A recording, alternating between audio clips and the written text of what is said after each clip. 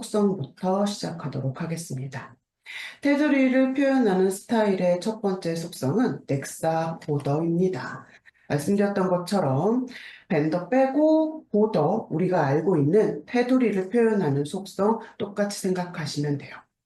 우리가 기본적으로 모서리 4개에 대한 디자인을 생각한다라고 하시면 전체 같은 디자인의 모서리 4군데다 다 주는 경우가 있을 수도 있고, 아니면 탑과 레프트, 바텀, 라이트 각각의 모서리에 디자인을 주는 경우도 있을 수도 있어요. 그리고 요 각각에 주는 디자인을 조금 모아서 특정한 모양을 만들 수도 있습니다.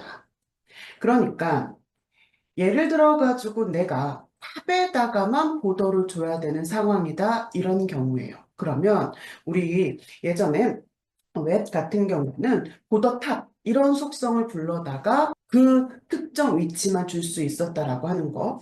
그런데 저희는 이거 딱 한 가지만 우선 기억하시면 됩니다. 그 해당하는 스타일의 속성은 지금 현재 목록 나와져 있는 것들로만 사용하실 수가 있어요. 그렇다면 우리가 넥사에서는 탑에다가 혹시 레프트 이렇게 특정 위치에다가만 디자인을 줄 수가 없느냐? 아니에요. 방법이 조금 다른 겁니다. 이 넥사 보더의 세부적인 속성을 눌러보시면은 여기 세부적인 속성으로 보더, 탑, 라이트, 바텀, 레프트 있습니다. 그렇기 때문에 세부적인 속성으로 얼마든지 특정 위치에다가만 아니면 조합해가지고 어떠한 모양으로만 이런 디자인을 표현할 수 있다라고 하는 거. 다만 한 가지 우리가 꼭 기억해야 되는 것은 이 세부적인 속성으로 나와 있는 것들이 독립적으로 혼자 나가서 속성 값으로 줄 수가 없다라고 하는 거. 그것만 꼭 기억하시면 돼요. 그거는 보더뿐만이 아니라 다른 어떠한 속성도 마찬가지입니다. 세부적인 속성은 독립적으로 쓸 수가 없다라고 하는 거, 그거 한 가지만 기억하시면 돼요. 자, 그럼 우리가 보더에다가 값을 준다라고 하는 건 사실 탑, 라이트, 바텀, 레프트 저 세부적인 속성이 중요한 것이 아니라 여기 한 번 더 뎁스를 눌러가지고 보여주는 두께 주고 관련된 스타일 값 주고 그 보더의 컬러 값을 설정하는 거, 요게 이제 실질적으로 보더에 관련된 속성인데, 여기 탑을 열어서 세부적인 속성에다가 값을 준다면 그거는 보더 탑에만 해당하는 속성이겠죠. 만약 전체 모서리 4군데다가 다 똑같은 값을 줘야겠다. 그렇다면 처음부터 보더 옆에다 밸류를 주시던지, 아니면 이렇게 특정한 값을 쓴 것을 나머지도 다 카피를 해주던지 이렇게 들어가야 되는데, 요거는 조금 불편합니다. 그래서 모든 속성이 그렇진 않지만 몇 가지의 스타일 속성은 그 속성을 또 쉽게 접근할 수 있는 편집기를 갖고 있습니다. 옆에 보면 버튼이 하나 있고 요거를 눌러보면 보더에 편집기가 나타납니다. 그래서 먼저 두께를 줍니다. 제가 한 5픽셀 정도로 두께를 줄게요. 그리고 스타일을 선택하시면 되는데 옆에는 이미지가 같이 있기 때문에 스타일을 고르시는 거는 뭐 어렵지 않겠지만 여기서 이제 우리가 반드시 기억해야 되는 한 가지가 있습니다. 뭐냐? 차례대로 본다라고 하면 넘부터 여기 솔리드까지만 넥사가 가지고 있는 브라우저 NRE에서 지원을 합니다. 자, 무슨 말이냐?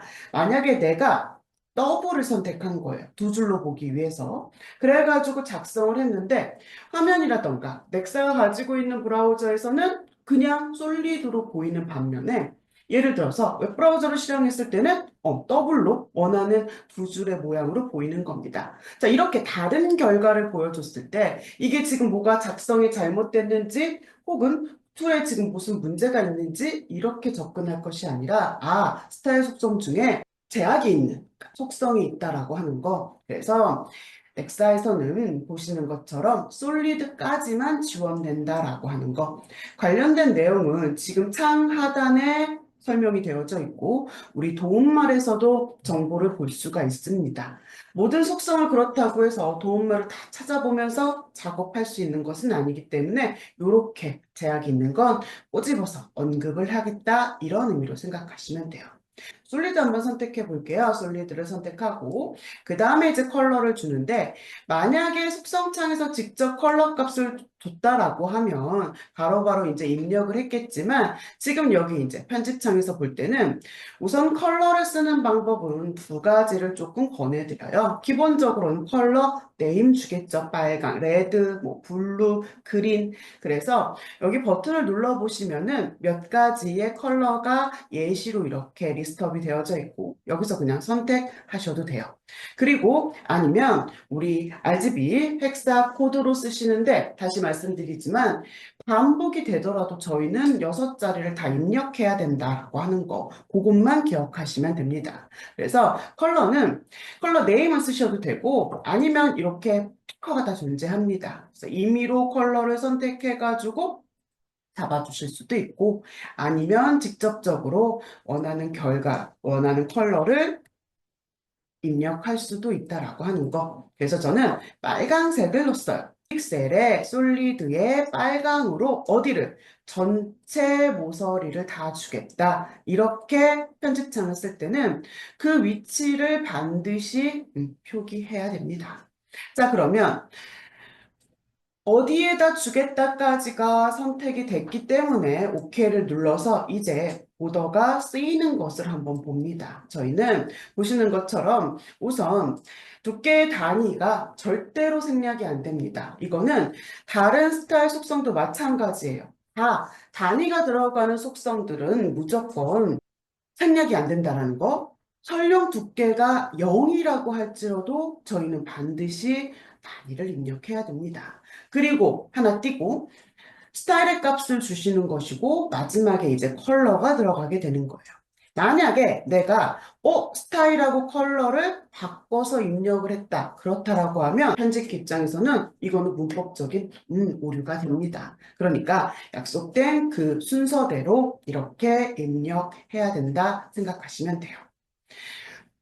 우리가 미리 보기에서도 볼 수 있는 것처럼 점 컴포넌트는 공통이라고 그랬어요. 그러니까 이미 이렇게 이제 설정을 한 상태로 생각해 본다라고 하면 이미 화면에 그려져 있던 컴포넌트 버튼이나 제가 앞으로 그릴 버튼이나 테두리는 5픽셀의 솔리드에 빨강으로 표기하겠다 이렇게 생각하시면 돼요.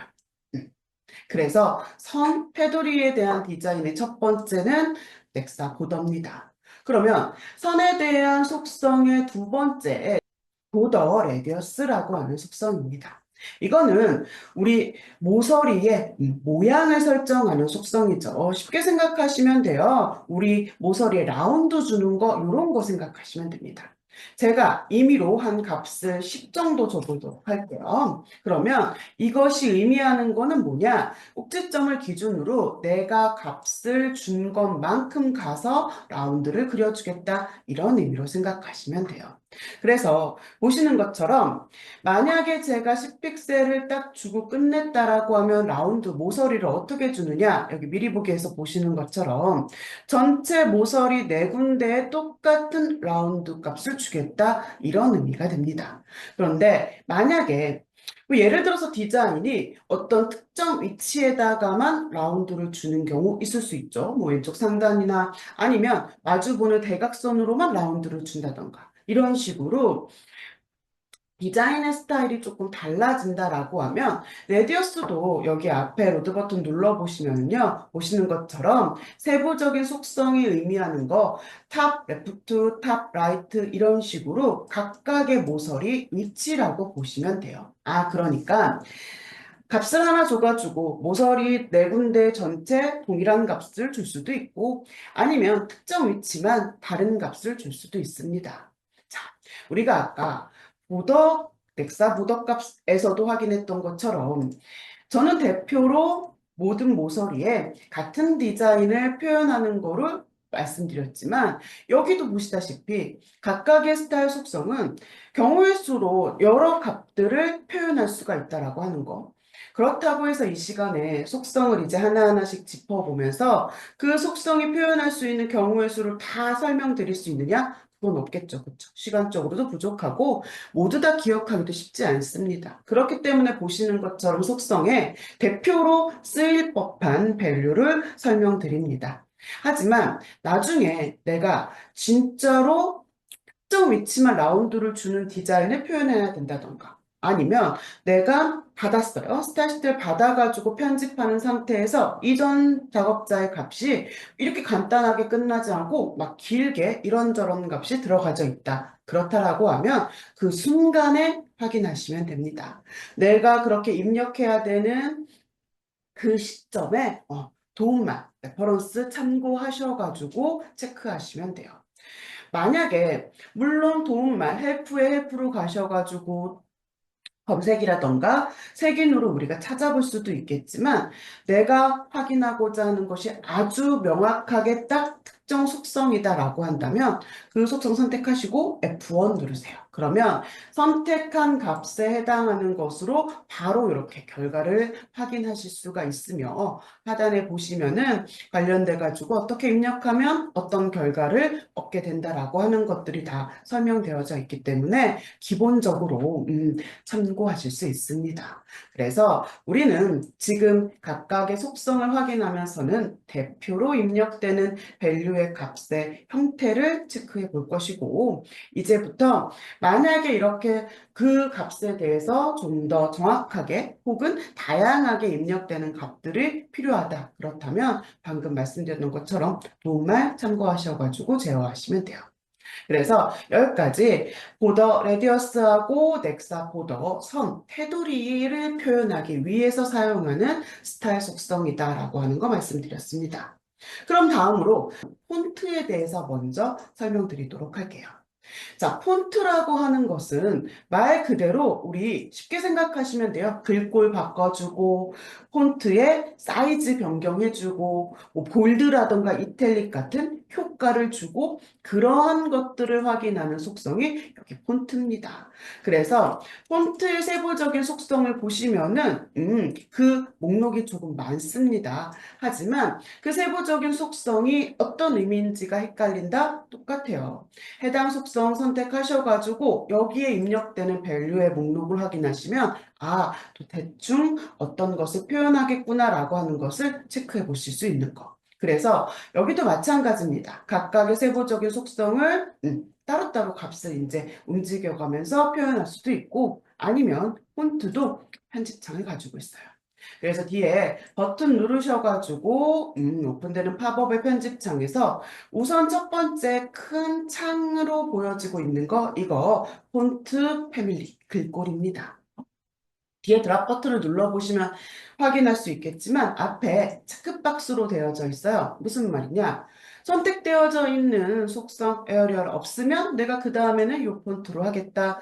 클릭해가지고 체크박스를 선택하는 순서대로 차례대로 이렇게 표현이 돼요.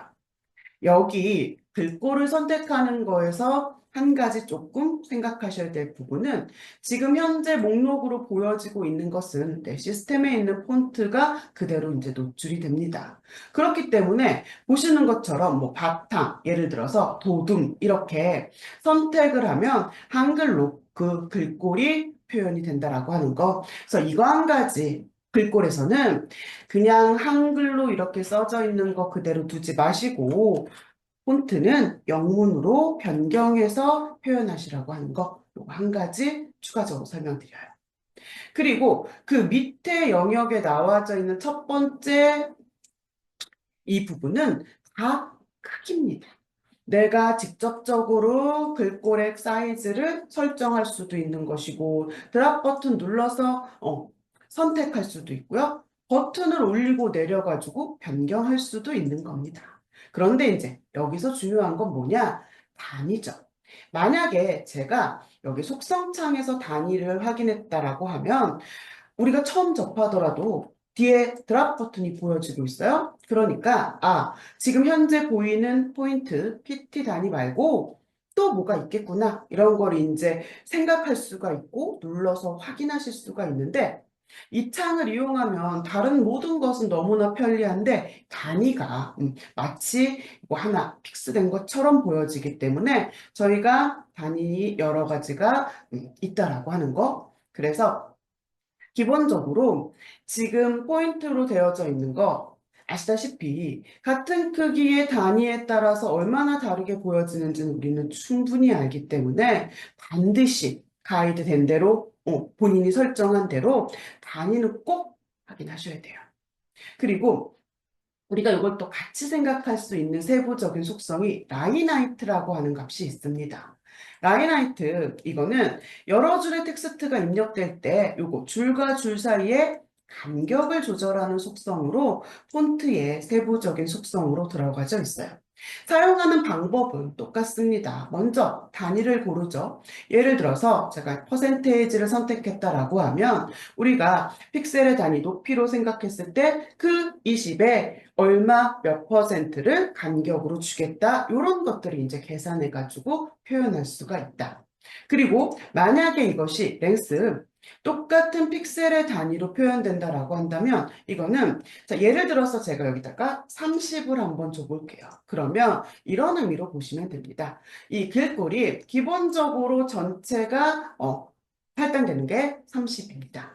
그런데 폰트 자체가 얼마를 차지하고 있습니까? 20픽셀을 차지하고 있어요. 그러면 그 사이에 떨어져 있는 여백이 얼마가 표시될지는 우리가 계산이 조금 더 수월하다라고 하는 거, 이런 식으로 생각하실 수가 있다 이 얘기예요. 그래서 라인 하이트라고 하는 거, 줄 사이에 간격을 주는 거, 폰트의 세부적인 속성이다.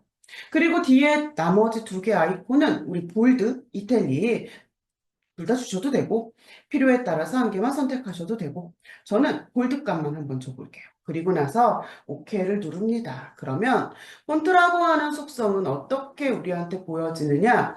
우선 앞쪽에 기본적인 효과가 들어가고요. 그 다음에 이제 뒤에 크기하고 라인 하이트인데 여기서 진짜 중요한 거 단위 꼭 체크해 보셔야 돼요.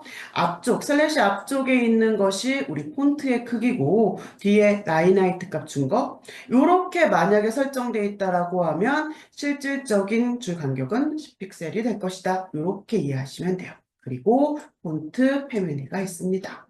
그런데 우리가 폰트라던가 컬러의 속성은 대부분 상속을 받아서 사용합니다. 그러니까 예를 들어서 나는 우리 프로젝트에 뭐 12픽셀의 도둠의 폰트를 사용할 거다. 그게 이제 설정이 되어져 있는 거예요. 그런데 이제 작업을 하다가 보니까 이 컴포넌트는 폰트는 도둠을 똑같이 쓸 건데 예를 들어 가지고 크기를 조금 키워줄 겁니다. 그러니까 내가 생각했을 때 어차피 크기하고 글꼴을 상속받는 상태에서 내가 폰트는 똑같은 글꼴을 쓸 거기 때문에 다르게 값을 표현해야 되는 크기만 여기에다가 이렇게 값을 줘야겠다. 이렇게 접근하실 수가 있는데 폰트라고 하는 속성이 마찬가지예요. 그 어떤 속성도 세부적인 속성이 독립적으로 나갈 수 없습니다. 그러면 폰트라고 하는 값이 기본으로 들고 있어야 되는 값이 있어요. 뭐냐? 크기하고 글꼴. 동일한 글꼴을 쓴다고 하더라도 이렇게 입력을 해야 된다. 요거 폰트에서 한 가지 추가적으로 더 말씀드릴게요. 자, 그러면 볼드라던가 이탈릭처럼 효과에 관련된 속성인데 여기 세부적인 속성으로 들어가지 않고 나와 있는 녀석이 있습니다. 뭐냐? 속성 중에서 위쪽으로 조금 올라가 볼게요. 넥스트 텍스트 데코레이션이라고 하는 속성이에요. 해당 속성이 어떤 표현을 해야 되는 건지 헷갈린다? 다 밸류 보세요. 드랍 버튼 눌러가지고 밸류 값 보시면 언더라인, 그러니까 취소선, 오버라인, 언더라인 이런 것들을 표현할 수가 있는 건데 표현하는 속성의 선택이 체크박스로 되어져 있는 거 이거는 다시 한번 말씀드리지만 중복이 가능하다 생각하시면 돼요. 취소선도 하면서 내가 언더라인도 글꼴에다가 표현하겠다. 같이 선택해가지고 표현할 수 있다라고 하는 거. 그런 의미로 체크박스를 생각하시면 됩니다. 자, 그러면 글꼴도 바꿔줬고, 사이즈도 바꿨고, 효과도 다 줘봤어요? 그럼 폰트의 색.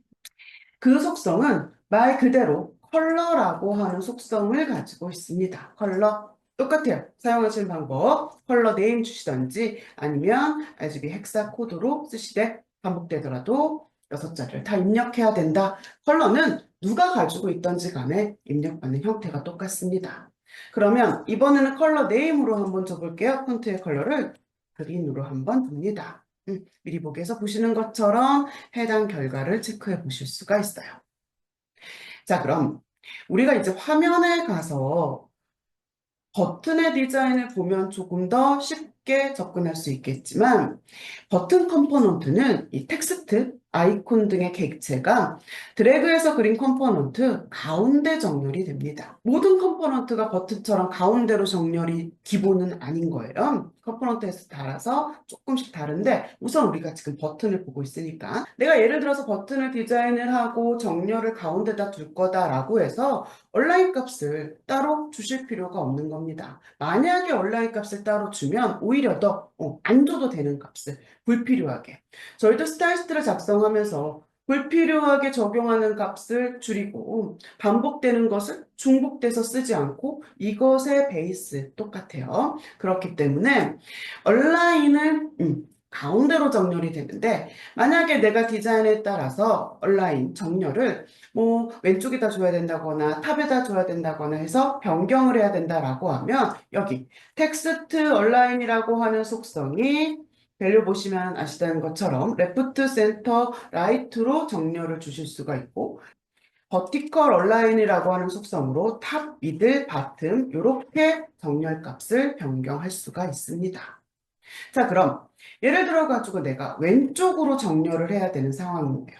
그런데 왼쪽으로 정렬한다고 해서 그렇다고 텍스트를 딱 붙여서 쓰는 것은 원하는 게 아니고 어느 정도는 여백을 조금 주고 그 다음에 텍스트가 보여지도록 컴포넌트 내부의 여백을 표현해야겠다. 관련 속성은 똑같이 넥사 패딩입니다.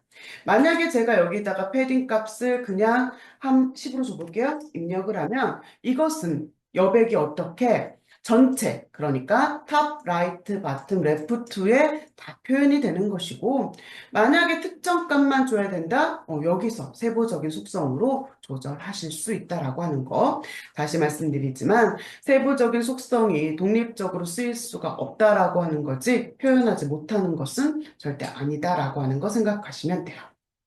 자, 그럼 정렬도 확인해 봤고 여백의 값도 봤으면 이제 자간입니다. 폰트 밑쪽으로 있어요. 레터 스페이싱이라고 하는 속성으로 자간을 표현할 수가 있습니다.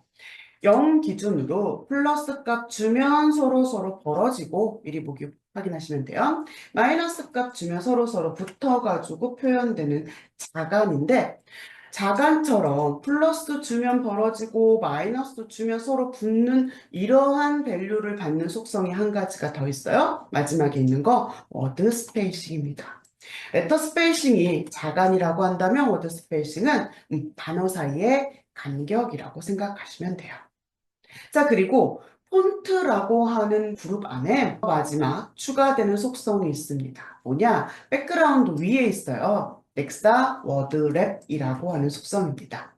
워드랩이라고 하는 것은 예를 들어서 내가 드래그해서 그린 컴포넌트에 넘치게 텍스트가 입력되었다라고 하면 요거 자동으로 줄바꿈하는 역할을 하는 속성 워드랩이라고 생각하시면 돼요. 지금 뭐 버튼이라고 컴포넌트를 한정적으로 생각하지 마시고 스타일 속성으로 생각하시면 됩니다. 우리가 예를 들어서 사용자였을 때 봤던 화면을 생각해 보면 뭐 비고라든가 메모 이런 것들 연상할 수가 있습니다. 워드랩.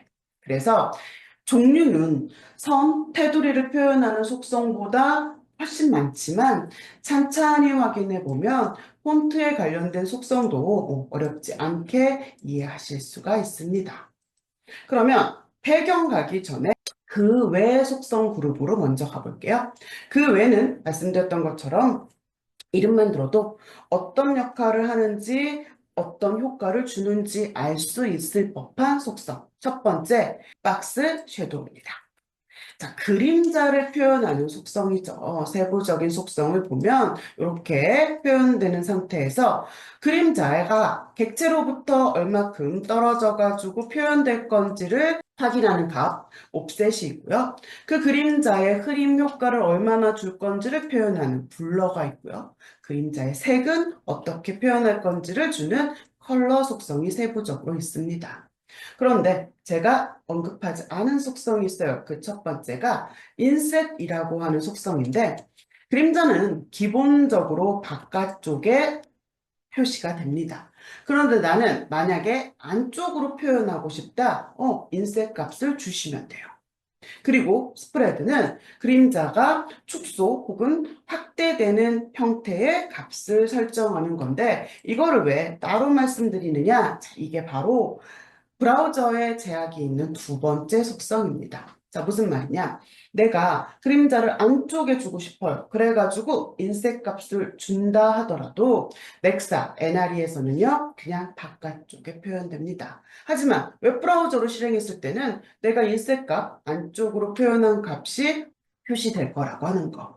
자, 그래서 넥사가 가지고 있는 브라우저 NRE에서는 지원되지 않는 스타일 속성 두 가지는 넥사 보더의 스타일이 솔리드까지만 표현된다라고 하는 거. 두 번째는 박스 섀도우의 세부적인 속성, 인셋과 스프레드가 지원되지 않는다라고 하는 거. 요거 두 가지는 반드시 기억하셔야 돼요. 그리고 두 번째 효과, 그러니까 그 외 속성은 요거 밑으로 있는 커서입니다. 가지고 있는 밸류의 목록을 보셔도 아시겠지만 우리가 마우스 오버했을 때 나한테 보여주는 커서의 모양이라고 생각하시면 되죠. 쉽게 생각하면 제가 지금 요거를 이제 저장해가지고 화면에 실행해가지고 봅니다. 그렇다고 해도 마우스가 오버된다라고 했을 때 보시는 것처럼 커서의 모양이 변경되는 게 없겠지만 만약 커서 값을 포인터로 한번 바꿔볼게요. 커서 값을 포인터로 변경한 다음에 다시 실행해가지고 보면 마우스 오버됐을 때 변경되는 커서의 모양을 우리가 확인할 수가 있다라고 하는 거 이렇게 이해하시면 돼요. 자, 그 다음에 마지막으로 이 효과에 관련된 속성은 뭐냐? 오퍼시티입니다. 투명도. 투명도는 단위를 선택하시면 돼요. 뒤에 드랍 버튼 눌러보시면 아시다시피 먼저 첫 번째 알파 밸류의 값을 지원합니다. 알파 밸류는 우리 쉽게 생각하면 투명도의 값을 0에서 1값 그 사이에서 표현하는 거. 다만 0.5, 0.6처럼 앞에 0을 생략하지 마시고 풀로 0.5, 0.6 이런 식으로 밸류를 설정할 수가 있습니다. 아니면 퍼센테이지를 선택할 수가 있겠죠. 퍼센테이지는 우리 0에서 100% 안에 그러니까 오퍼시티를 조금 더 내 디자인에 맞게끔 세부적으로 표현할 수 있도록 단위가 이렇게 제공된다라고 하는 거 생각하시면 돼요. 그래서 그 외 그룹에 있는 속성은 이름만 들어도 어떤 것을 표현할지 짐작할 수 있습니다라고 하는 속성, 박스 섀도우, 커서, 오퍼시티 이렇게 세 개를 설명합니다. 그럼 이제 진짜로 스타일 속성에 남은 것은 저 배경에 관련된 속성이에요. 배경에 관련된 속성 그룹에는 백그라운드라고 하는 속성이 있을 것이고, 그리고 우리가 확인하지 않았던 위쪽으로 가보면 여기 넥사, 엣지라고 하는 속성, 그리고 넥사 아이콘 이렇게 세 가지의 속성이 배경이라고 하는 그룹의 묶일 속성입니다. 자, 그럼 이 세 개의 속성이 가지고 있는 세부적인 속성을 잠깐 먼저 체크해 보면 넥사 엣지 같은 경우에 세부적인 속성으로 뭘 가지고 있느냐? 이미지를 설정하는 값을 가지고 있고요. 아이콘이라고 하는 속성은 세부적인 속성이 없어요. 얘는 이름 그대로 알 수 있는 것처럼 어떤 아이콘을 쓸 건지를 결정하는 속성이라고 생각하시면 되고 백그라운드도 세부적인 속성을 봤더니 첫 번째 이미지 관련돼 가지고 있습니다. 아, 우선 첫 번째 배경 그룹이 가지고 있는 속성들 세 개의 공통점은 이미지를 표현할 수가 있다 이런 의미예요. 내가 디자인한 것이 속성으로 다 표현될 수 있다면 관련 속성을 변경해가지고 표현하겠지만 만약에 그렇지가 않다라고 한다면 우리는 배경에 이미지를 씁니다. 그런데 예를 들어가지고 버튼에다가 이미지를 쓸 건데 그 버튼의 텍스트가 두 글자, 세 글자, 네 글자 이렇게 글자 길이가 달라지는 거예요. 그렇다면 내가 이미지를 길이에 따라서 다 다르게 만들어야 되느냐? 아니겠죠. 우리는 적절한 크기의 이미지를 만듭니다. 그리고 나서 그거를 반복해가지고 쓴다거나 아니면 스트레치, 늘려서 표현한다거나 해가지고 활용을 한다라고 하는 거. 사실 이미지는 진짜로 이미지를 넣어보고 이거를 눈으로 직접적으로 확인하면서 편집해가지고 이해하는 것이 가장 좋은 방법인데 문제가 우리가 이미지가 없어요. 처음에 이제 작업 시작할 때 동테마로 만든다고 해가지고 이미지를 다 버렸기 때문에 우리가 지금 집어넣어가지고 비교해 볼 만한 이미지를 가지고 있지 않습니다. 그래서 본격적으로 배경에 관련된 속성 들어가기 전에 먼저 이미지라고 하는 것을 어떻게 활용하는지, 어떻게 사용하는지 방법에 대해서 먼저 설명하도록 할게요. 자, 그렇다면 먼저 저 비어져 있는 폴더에다가 이미지를 조금 집어넣도록 할 겁니다. 방법은 단순해요. 폴더 선택하시고 이 안에다가 이미지를 넣겠습니다 라고 해가지고 여기 아이콘 임포트를 선택하시면 돼요.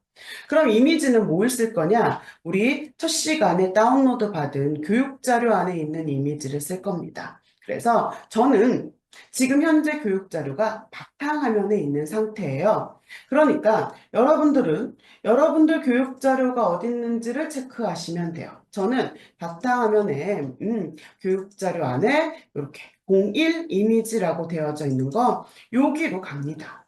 자, 그러면 이 위치를 똑같이 찾아가시면 돼요. 선택하시고 임포트로 바탕화면에 교육자료 안에 이미지 폴더를 찾아가서 컨트롤 A 전체 선택을 하신 다음에 열기.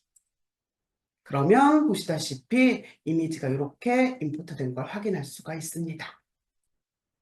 우리가 지금 익스플로어 창을 보시면 화면을 지금까지 하나 만들어가지고 지금 보고 있는 상황이기 때문에 베이스라고 하는 폴더에는요, 아무런 정보가 없습니다.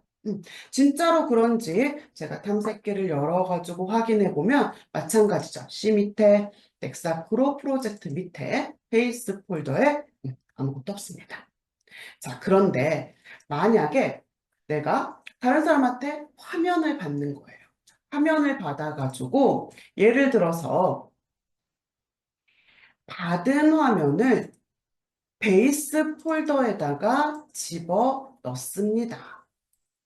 그렇다라고 하면 우리 프로젝트 경로에 가서 봤더니 넥사크로 밑에 베이스 폴더에 이렇게 화면이 있다라고 하는 것이 확인이 됩니다. 하지만 경로에다가 화면을 받은 거 집어넣었다고 해서 툴에서 바로 그 정보가 표현이 되느냐? 그렇지는 않죠. 왜? 아직 우리 툴은 해당 화면을 받았다는 것을 받아들이지 못했으니까. 그러면 이런 식으로 내가 프로젝트에서 화면을 만들거나 테스트 파일을 만드는 게 아니라 외부에서 그 정보를 가지고 왔다 그러면 프로젝트도 알려줘야 돼요. 어떤 식으로 새로 고침 생각하시면 됩니다. 지금은 다른 것은 아무런 변화가 없고 오로지 베이스라고 하는 폴더만 변경사항이 있다. 그렇다라고 하면 베이스 폴더 기준으로 우클릭하셔가지고 메뉴 리플래시 생각하시면 됩니다. 그래서 눌러보면 익스플로어 창에서도 이렇게 정보를 확인할 수가 있다. 같은 맥락으로 이미지도 생각하셔야 돼요. 무슨 말이냐? 우리가 말 그대로 툴에서 저 이미지를 만들어가지고 여기 이미지스 폴더에다가 저장한 게 아닙니다.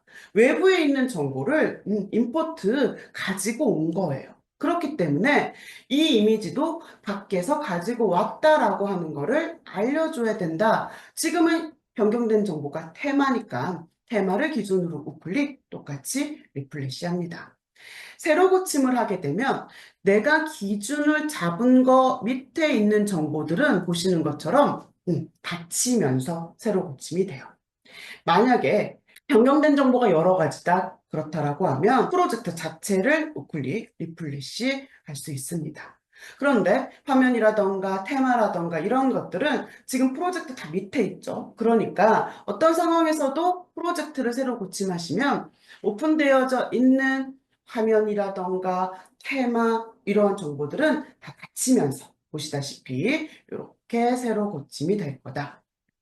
나중에 우리가 예를 들어가지고 배포를 받았다라고 하는 상황에서 추가로 컴포넌트 디자인이 돼가지고 아이콘 같은 것들 변경해서도 받으실 수가 있기 때문에 임포트하는 방법이나 조금 전에 봤던 것처럼 그 받았을 때 새로 고침이나 이런 것들은 충분히 하실 수 있어야 돼요. 그래서 만약에 전체 새로 고침하셔가지고 다쳤으면 다시 화면하고 테마를 오픈할게요. 그리고 나서 이제 이미지라고 하는 녀석 자체를 사용하는 방법을 볼 겁니다.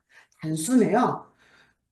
우리가 봐야 되는 배경에 관련된 속성 중에서 세부적인 속성 값이 없는 아이콘으로 한번 예를 들어보면 뒤에 드랍 버튼을 눌러주면 됩니다. 그렇다면 지금 현재 가지고 있는 이미지의 목록이 보여주고 여기에서 선택만 하시면 돼요. 그러니까 이미지라고 하는 값은 보시는 것처럼 어떻게 보여지느냐? URL에 가로 따옴표 안에 이미지 어떤 거 썼는지 확장자 포함한 이름이 들어가고 그 이미지가 어떠한 경로에 있는지를 보여줍니다. 자, 그래서 지금 현재 우리 프로젝트는 넥사크로라고 하는 테마 정보가 적용돼서 보고 있어요. 그 테마에는 이미지를 가지고 있습니다. 그러니까 현재 적용되어져 있는 테마에 들어가져 있는 이미지이기 때문에 테마 안에 이미지스라고 하는 경로는 이미 설정이 끝난 상태다. 그렇기 때문에 적어도 이 경로에서 우리가 사용한다라고 하면 경로 못 찾아가지고 이미지가 안 보이는 현상 이런 것들은 없을 거다 생각하시면 돼요. 오늘 기본 교육에서는 오로지 지금 기본 테마 정보만 보고 있는 거기 때문에 우선 이미지 경로 이거 한 가지만 말씀드립니다. 자, 그럼 이미지 자체를 이렇게 사용한다라고 하는 거는 똑같아요. 그럼 엣지에서도 이미지 드랍 버튼 눌러서 선택하면 되는 거고, 백그라운드에서도 이미지 이렇게 드랍 버튼 눌러서 선택하면 되는 거 사용하는 방법은 다 똑같습니다. 자, 그렇다면 우선 이미지를 어떻게 써야 되는지 알았으니까 백그라운드부터 이제 본격적으로 세부적인 속성들을 확인해 보도록 할게요. 자, 그럼 백그라운드가 가지고 있는 세부적인 속성을 봤더니 맨 처음에 뭐가 있느냐? 우리가 지금까지 봤었던 이미지가 있고요. 그 다음에 밑에 그라디언트라고 하는 속성의 세부적인 값이 존재합니다. 그리고 마지막에 컬러, 백그라운드 컬러가 있어요. 물론 건너뛰어가지고 봤던 속성 두 가지가 있는데 이거는 이미지의 표현 방법입니다. 내가 이미지를 설정했었을 때 보더 밑으로 이미지를 표시할 건지 아니면 보더가 먹힌 상태에서 표시할 건지 이런 것들을 표현하는 건데 어떻게 보면 얘들도 이미지와 관련된 속성이고 실제로 값을 변경해 보면 바로바로 무엇을 바꾸는지를 확인할 수 있는 게 아주 쉬운 속성이기 때문에 얘네들은 우선 넘어갈게요. 큰 꼭지로 봅니다.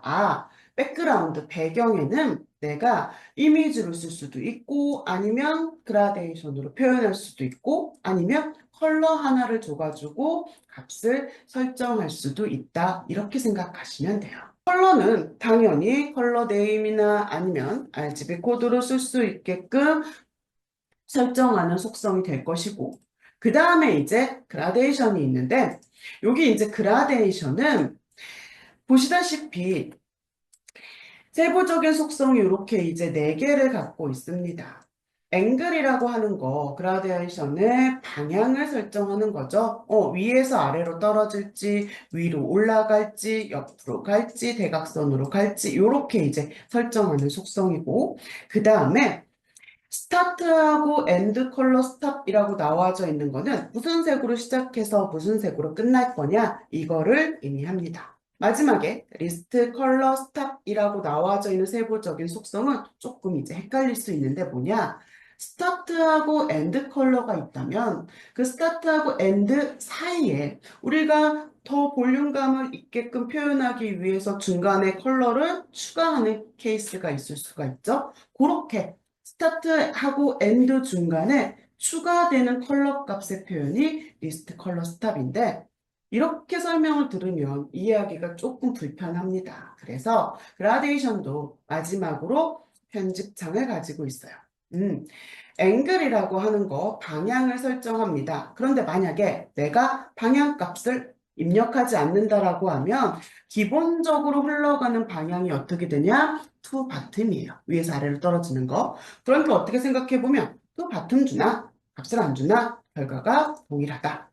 그리고 저희는 반전 없습니다. 앞에 나와져 있는 속성이 컬러가 스타트고요. 마지막에 있는 게 엔드다. 이렇게 생각하시면 돼요. 그래서 예를 들어서 내가 빨강으로 시작해서 파랑으로 그라데이션을 끝내겠다 그러면 컬러 값을 여기 컬러 부분을 더블 클릭해가지고 나타나는 피커에서 우선은 임의로 이렇게 설정해가지고 표현할 수도 있습니다. 그런데 만약에 스타트하고 엔드만 줄 생각이었는데 예를 들어가지고 OK를 누르기 전에 실수로 빈 공간에 클릭을 해버립니다. 그러면 보시다시피 클릭을 하면 클릭하는 대로 이렇게 중간에 추가가 되는 거 그게 이제 리스트 컬러 스탑의 값이다 생각하시면 돼요. 그러니까 중간에 추가되는 값의 문법을 표현하는 것도 단순하게 표현될 수가 있기 때문에 이 속성창으로 틀을 잡아주세요. 만약에 잘못 추가한 거다 그러면 이렇게 드래그 해가지고 빼시면 되고 예를 들어서 내가 50% 되는 지점에 컬러를 줄 거다 대충 비슷한 위치에 찍어가지고 오케이 누른 다음에 나와서 정확한 값으로 편집하는 것이 더 수월하다 이런 의미예요. 그래서 백그라운드에 표현되는 컬러하고 그라데이션 값을 줘가지고 이제 이미지가 남았는데 여기서 이제 한 가지 추가로 말씀드릴 거 세부적인 속성 3개 중에서 중복을 해가지고 표현할 수 있는 것이 있고 아니면 절대로 중복해가지고 표현하면 안 되는 값이 있습니다. 그거를 먼저 설명드리도록 할 거예요. 화면에다가 50에 50 크기의 컴포넌트를 그렸습니다. 그리고 나서 여기에다가 컬러 값을 주는 거예요. 뭐를 줬느냐? 파란색의 컬러를 줍니다. 그런데 여기서 끝내지 않고 어떤 값도 설정했냐면 이미지도 주는 거예요. 근데 이미지의 크기를 얼마짜리로 했느냐? 내가 50에 50짜리의 이미지를 줬다. 그렇다면 결과적으로 백그라운드에는 어떤 디자인이 보여지느냐? 이 영역을 지금 다 차지하고 있기 때문에 누가 보일 거다? 이미지만 보일 겁니다. 그런데 만약에 컴포넌트가 커졌어요. 100에 100 사이즈로 커지고 입력된 조건이 동일하다 그러면 여전히 50에 50 위치에는 이미지가 보일 겁니다. 하지만 나머지 영역에는 누가 보일 거다? 블루로 설정한 컬러 값이 보일 거다. 무슨 의미냐? 백그라운드에 이미지를 주면서 컬러 값을 함께 주는 거 요거 가능하다는 얘기예요. 그리고 이렇게도 많이 씁니다. 그런데 블루로 컬러가 적용되어져 있는 영역에 나는 그라데이션으로 표현하고 싶다. 자, 요거 이미지하고 그라데이션 함께 표현하겠다. 이거는 안 된다. 이 두 개의 속성을 함께 쓰는 것은 저희가 지원하지도 않을 뿐더러 오작동 될 수 있습니다. 절대로 백그라운드에다가 이미지하고 그라데이션 값을 함께 설정하는 것은 안 된다. 요거를 꼭 기억하셔야 돼요. 자, 그럼 이제 이미지를 우리가 지금까지 제가 설명한 스타일로 한번 비추어 보면 이미지에 가지고 있는 세부적인 속성들을 살펴볼 것이고 하나하나 뭐 미리 보기에서 확인을 하든 아니면은 화면에 가서 확인을 하든 체크해 보고 이제 끝났으면 넘어가서 엣지 그 다음에 아이콘 이렇게 아마 순서대로 설명을 할 건데 지금까지의 속성은 그렇게 하나하나 설명을 듣고 화면 혹은 미리 보기에서 확인을 하면 이해하는데 어렵지가 않았어요. 하지만 이미지는 조금 다릅니다. 왜냐? 계속 백그라운드에 들어간 이미지, 엣지에 들어간 이미지, 아이콘에 들어간 이미지가 어떤 역할을 하는지 눈으로 계속 보면서 확인하면서 우리가 체크해 봐야 되는 거기 때문에 세 개를 같이 비교하시는 게 좋아요. 그래서 이 부분은 여기 스타일리스트 편집기에서 설명하지를 않고 제가 화면을 새로 하나 만들 거예요. 여기에다가 나란히 그립니다. 각각으로 값을 줘가지고 계속 화면에서 비교하면서 이해할 수 있도록 그렇게 진행을 할 거예요. 자, 그러면 먼저 여기서 체크해 볼 게 있습니다. 뭐냐?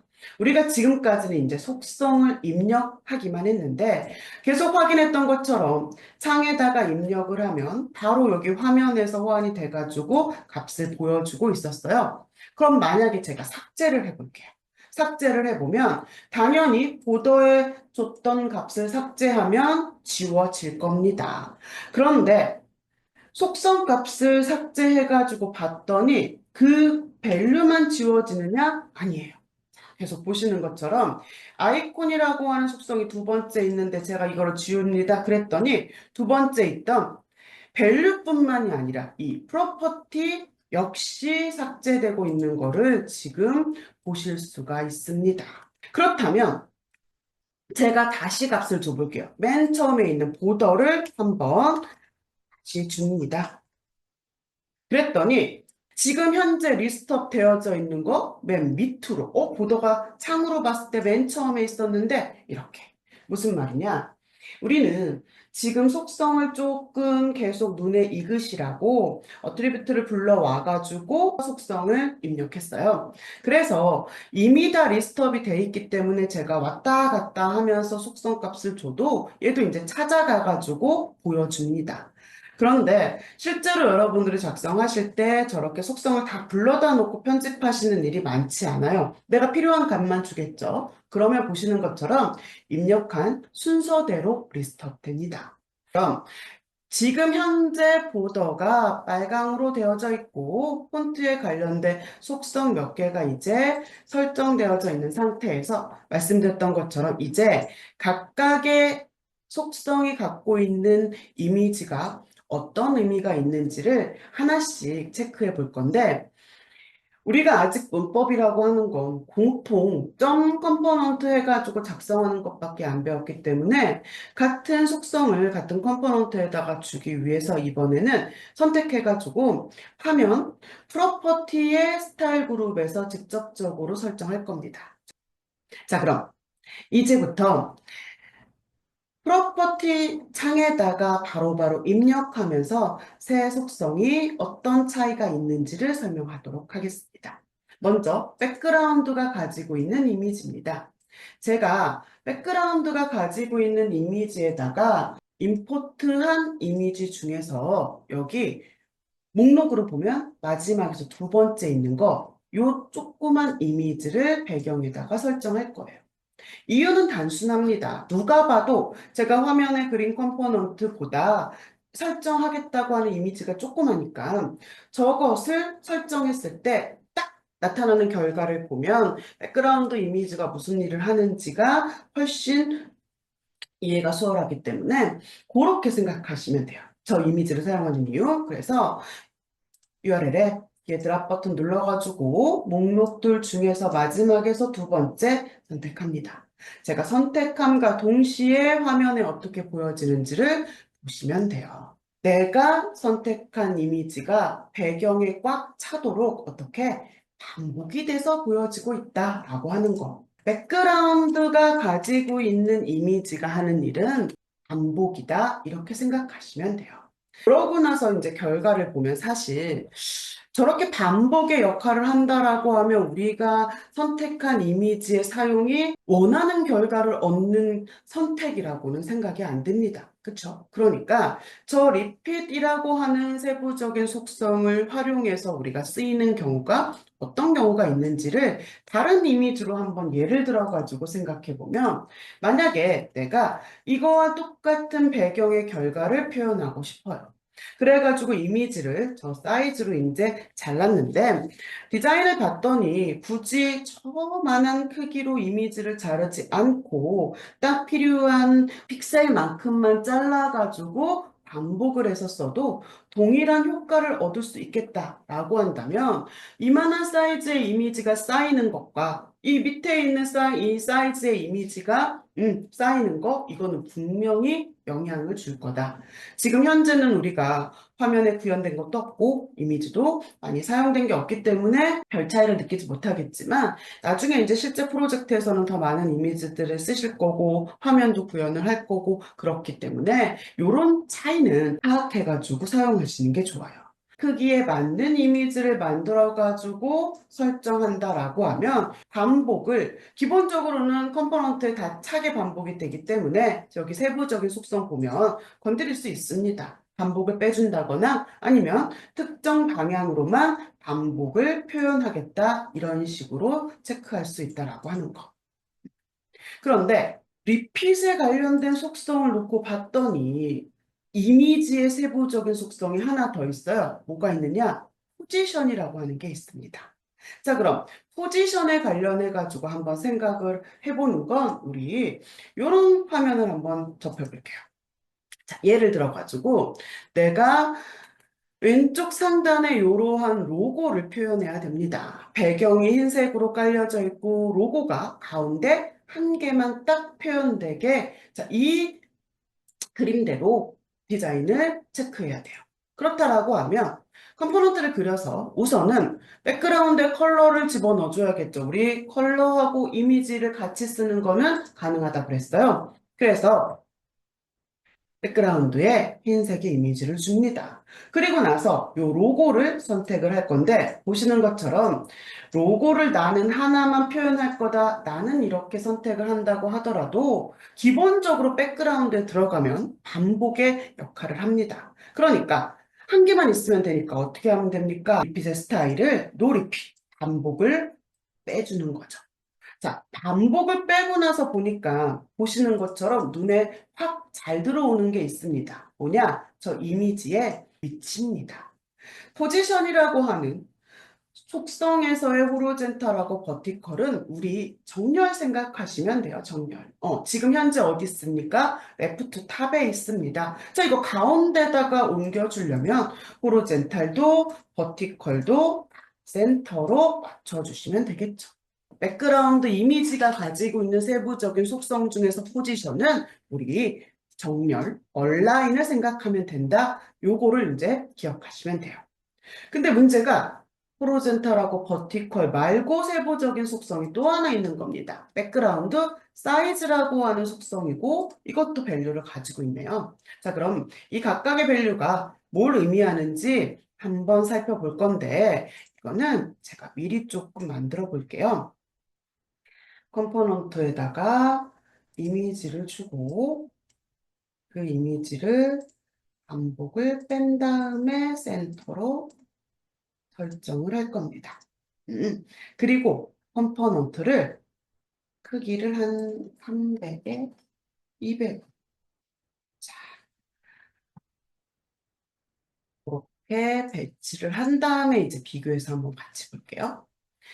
지금 현재 사용한 이미지는요, 크기로 보면 저 이미지의 크기가 128에 128 사이즈가 되어 있는 것을 확인할 수 있어요.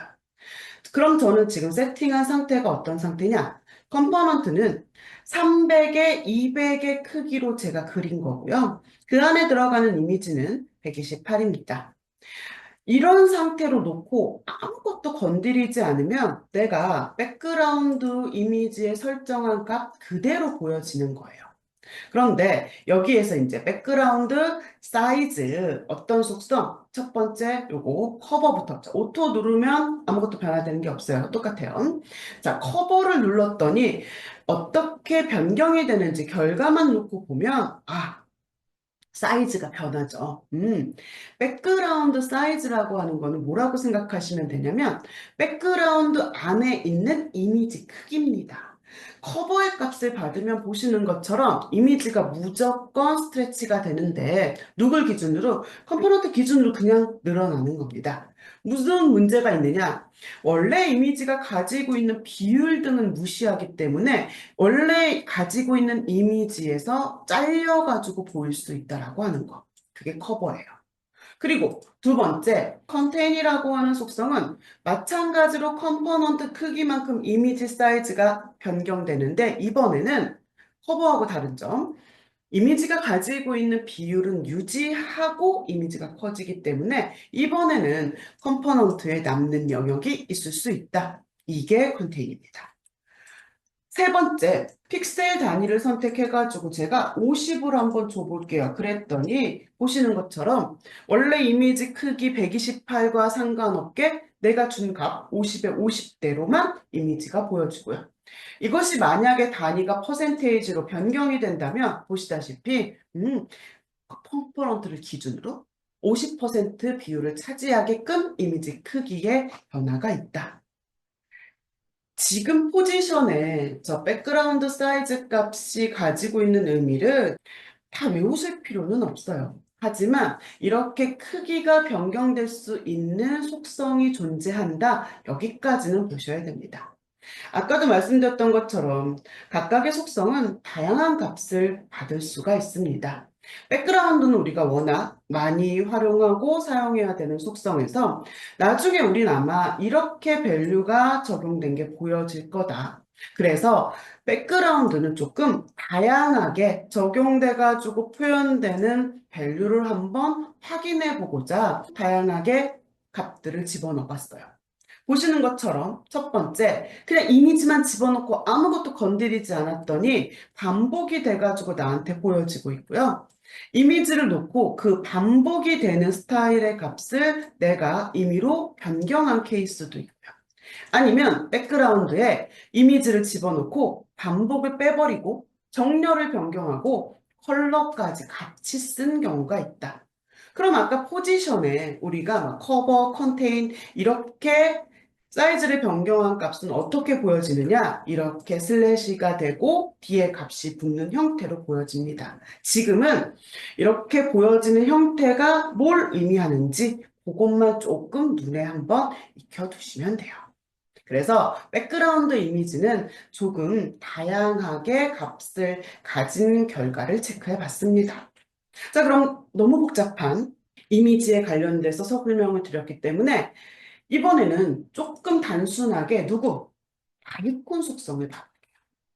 우리가 봤지만 아이콘은 어떠한 세부적인 속성도 갖고 있질 않았어요. 아주 단순한 속성입니다. 내가 텍스트하고 함께 표시할 아이콘을 고르는 속성이라고 생각하시면 돼요. 그래서 뒤에 드랍 버튼 눌러가지고 아무거나 선택을 해볼게요. 그랬더니 보시는 것처럼 이미지하고 이제 텍스트가 같이 표현되는 것을 확인할 수가 있습니다.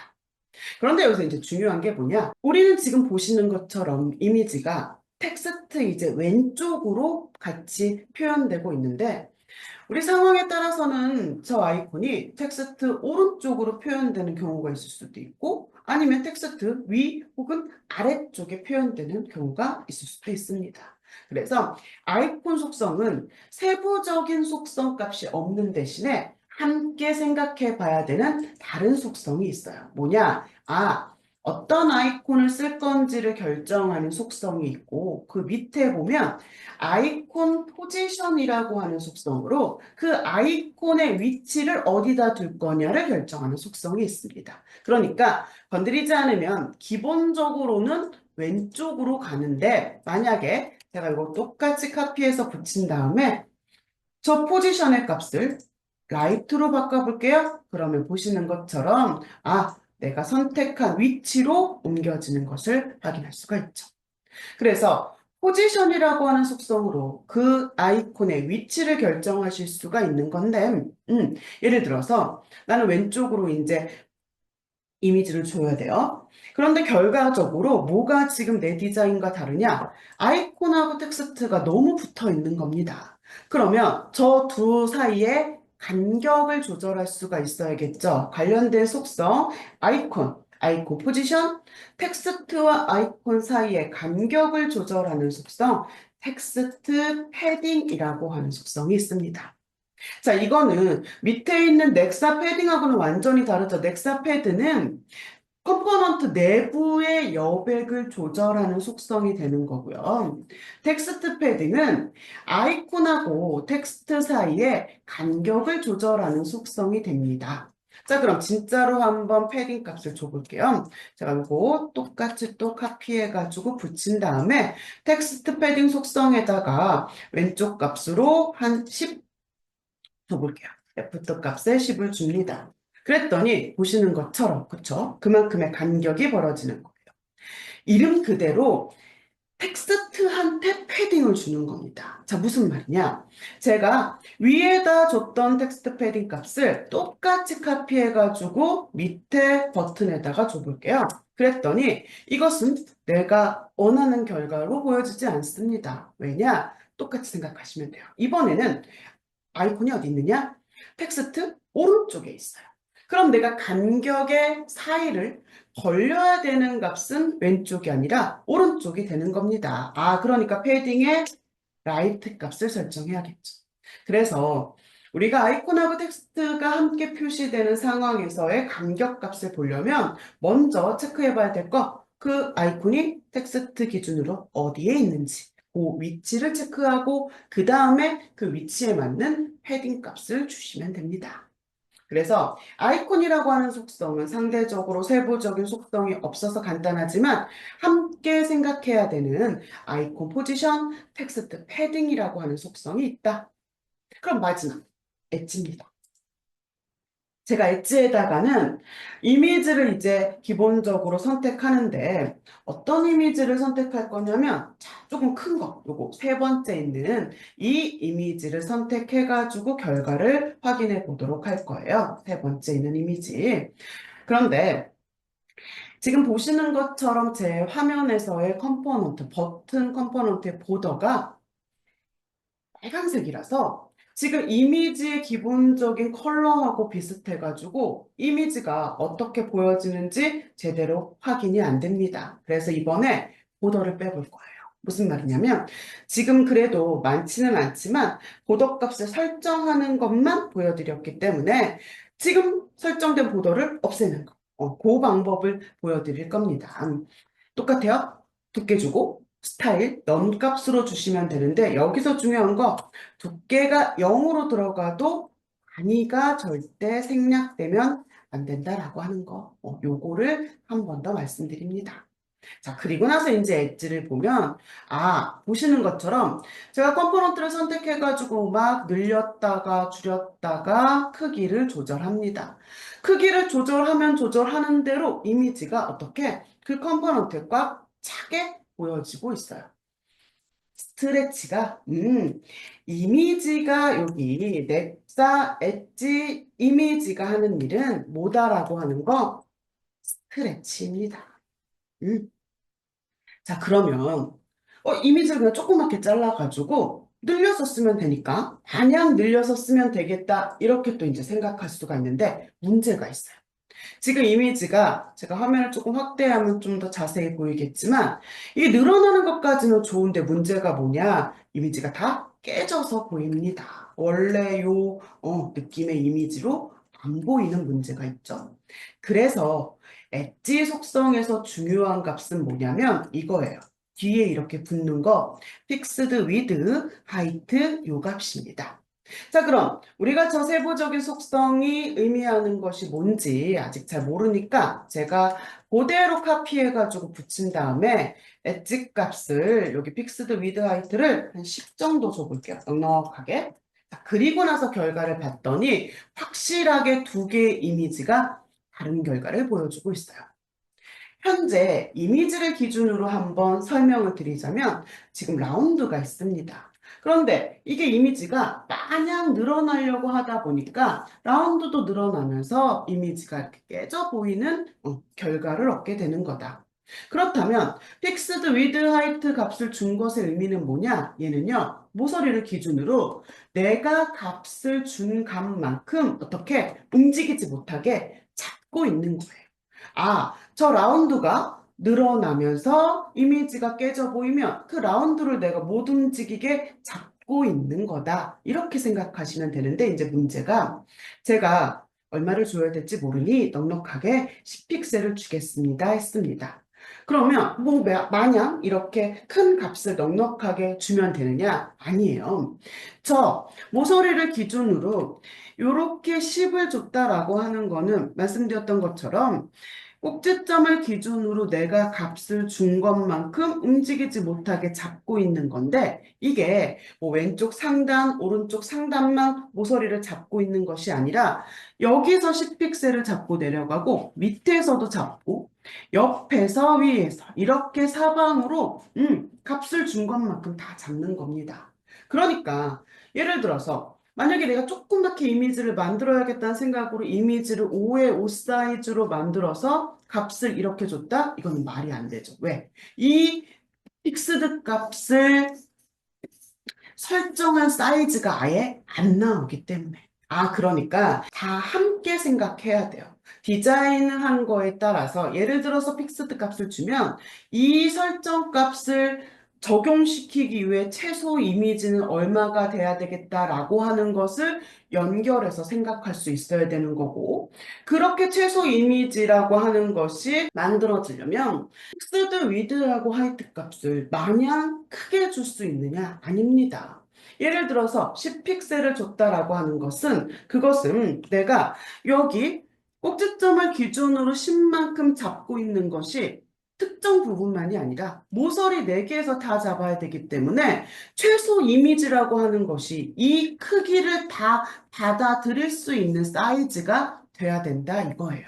그러니까 저 값은 마냥 크게 줄 것이 아니라 디자인을 어떻게 했느냐에 따라서 우리가 생각하셔야 돼요. 무슨 말이냐면 제가 그대로 카피한 다음에 이번에는 저 위드하고 하이트 값을 한 2픽셀 정도만 줘보도록 할게요. 그랬더니 보시는 것처럼 이건 아예 값을 안 준 거, 10을 준 거, 2를 준 거를 봤더니 분명히 뭔가 차이가 있습니다. 2의 값을 준 거는요 아주 애매하게 보여지죠. 그래서 최소의 값이라고 하는 것은 이렇게 생각하시면 돼요. 라운드가 늘어나면서 이미지가 깨져 보인다? 그러면 그 늘어나게 보이고 있는 이 디자인의 값만큼은 내가 움직이지 못하게 잡고 있는다. 이런 개념으로 생각하시면 돼요. 그럼 그걸 기준으로 최소 사이즈는 얼마로 만들어야 되는지. 그러니까 어떻게 디자인을 했는지에 따라서 값이 결정이 될 것이고 그 값에 따라서 최소 이미지 사이즈가 얼마로 표현돼야 되는 것들이 다 유기적으로 연결되어져 있다는 겁니다. 우리가 지금까지 들었던 스타일에 관련된 속성 중에서는 지금 이 엣지가 어떻게 보면 조금 헷갈리실 수가 있어요. 그래서 지금 저는 2하고 10을 줬습니다. 그럼 어떻게 연습을 해보시냐면 그 사이의 값을 줘보는 거예요. 3부터 그러니까 9까지. 그렇다면 특정 값이 입력됐을 때부터 달라지는 결과를 눈으로 확인하실 수가 있고 그러면 이 이미지를 내가 디자인한 거 아니지만 저거 라운드 얼마가 들어갔겠구나 라고 하는 것이 짐작되는 값이 존재할 겁니다. 그게 만약에 캐치가 된다라고 하면 엣지라고 하는 속성에 대한 이해가 충분히 됐다고 생각하시면 돼요. 그래서 한번 요거는 직접적으로 확인해 봐야 되는 거기 때문에 사이의 값을 넣어가지고 체크해 보시길 바랄게요.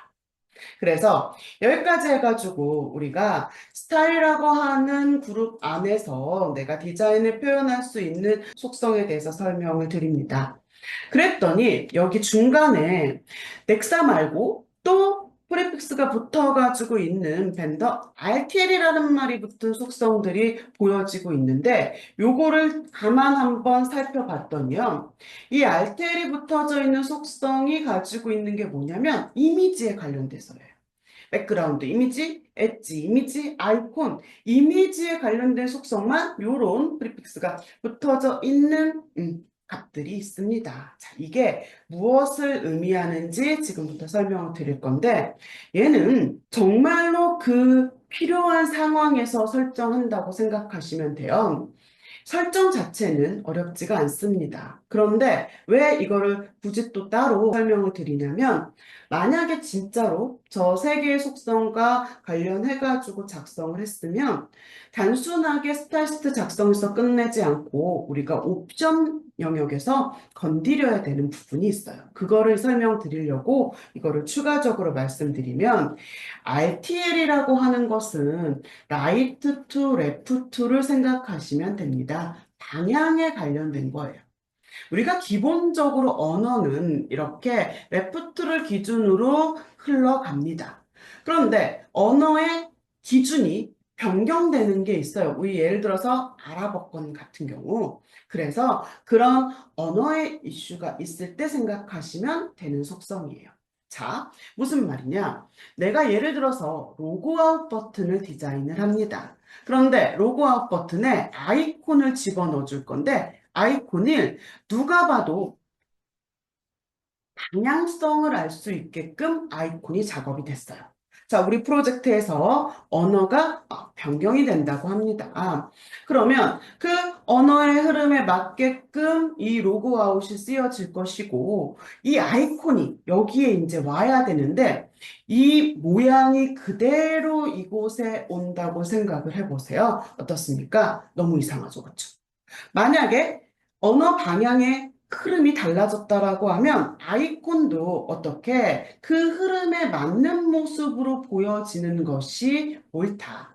그러면 원래 우리가 화면에서 봐야 되는 아이콘은 우리가 지금까지 봤던 넥사 아이콘을 생각하시면 되는 거고, 이 흐름에 달라지는 속성의 아이콘은 여기 RTL 아이콘 값에다가 설정해 놓으시면 돼요. 그런데 만약에 언어의 흐름이 변경되더라도 아이콘 사용한 것이 전혀 방향성을 느낄 수 없는 아이콘이라면 굳이 RTL을 쓸 필요가 없겠죠. 그대로 와도 문제가 없다면. 하지만 보시는 것처럼 방향성을 우리가 파악할 수 있는 아이콘이다라고 한다면 그 흐름에 맞게 짝을 이뤄가지고 설정을 한다고 생각하시면 됩니다. 그런데 문제가 이거를 해당 속성에다가 설정한다고 끝이냐? 아니에요. 이거는 옵션. 툴에 옵션에 가셔가지고 제너레이트 CSS 부분을 체크합니다. 여기에 보시면 유저 RTL이 있어요. 만약에 스타일 시트에서 저 RTL과 관련된 속성을 작성했다라고 하면 여기 옵션에 오셔가지고 체크박스를 체크해야 됩니다. 그래야지 나중에 변환될 때 그 관련된 값들이 정확하게 변환이 될 것이고 설정이 될 거다. 보시는 것처럼 옵션에 대해서 체크할 부분이 있기 때문에 이런 속성입니다라고 하는 것을 설명했다고 생각하시면 돼요. RTL과 관련된 속성은 보시는 것처럼 단순하게 테마 작성으로 끝낼 것이 아니라 옵션에서 우리가 파악해줘야 되는 부분이 있기 때문에 이런 속성입니다라고 하는 거를 예시로 다시 한번 설명을 드렸습니다. 그래서 여기까지 해가지고 우리가 공통 점 컴포넌트에다가 가로 열고 닫고 안에 들어가는 속성들이 있습니다라고 하는 스타일에 관련된 모든 속성에 대해서 설명 마무리합니다. 여기까지 스타일 속성에 대한 이해 마무리하고요. 다음 시간에 이제 문법들에 대해서 확인하도록 하겠습니다. 감사합니다.